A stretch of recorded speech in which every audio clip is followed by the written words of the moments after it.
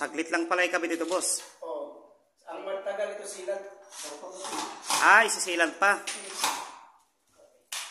Tingnan mo yung pinasilant ko. Sa bintana, nagtay-tay na. Expert eh. Walang hiya rin. Ayan, sa bintana. Tingnan mo yung mga pinagsilant na yan. Nababoy na.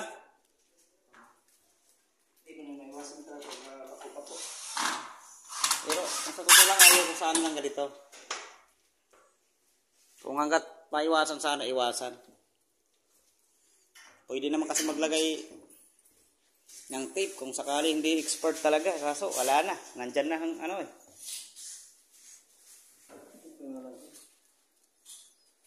Ay, yari.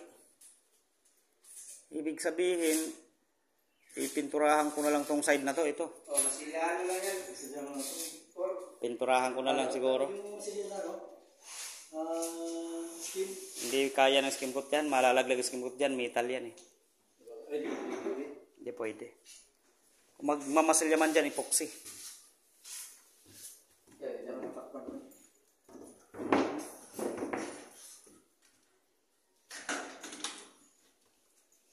Hindi pala matagal magkabit.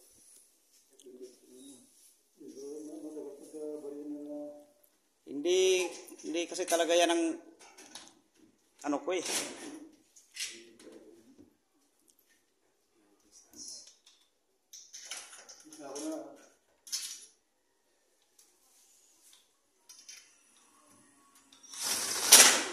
Iba talaga yung structural sa mga glass installer.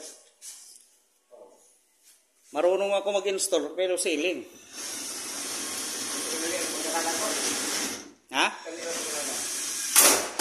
Madali lang ba yan? Pero ito lang naman namin hindi kaya nila si Dave. Dali lang ko. Pero katangahan yan, wala yan. Dali lang. Kaya ayaw ko maraming trabaho. Ganun rin sa ako. Installer ka lang. Oo.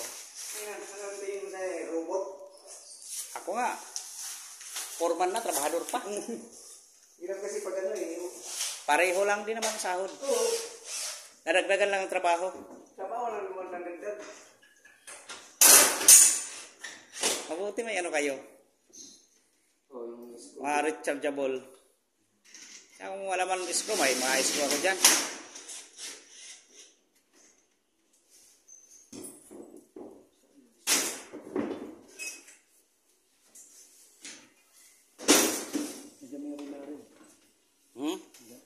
Yung?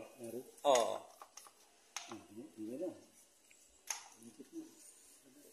Akala ko kasi ipapasok doon sa loob yung ano. Di ba ano yung... Pag sinara mo yung ano, malalim yung madukot. Oo nga pala yung sa lock.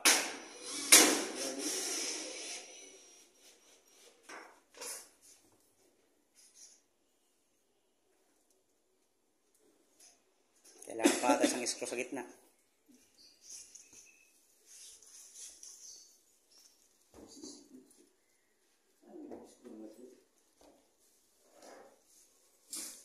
Ito na lang inaantay namin eh. Bukas kabit na ng fully carb. Uwian na. Siguro mga hanggang tanghali lang. Oo, sa side na yan. Okay lang naman yata magkabali-baliktad. Bag lang yung susian.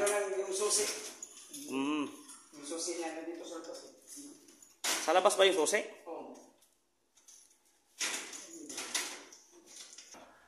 Tapos din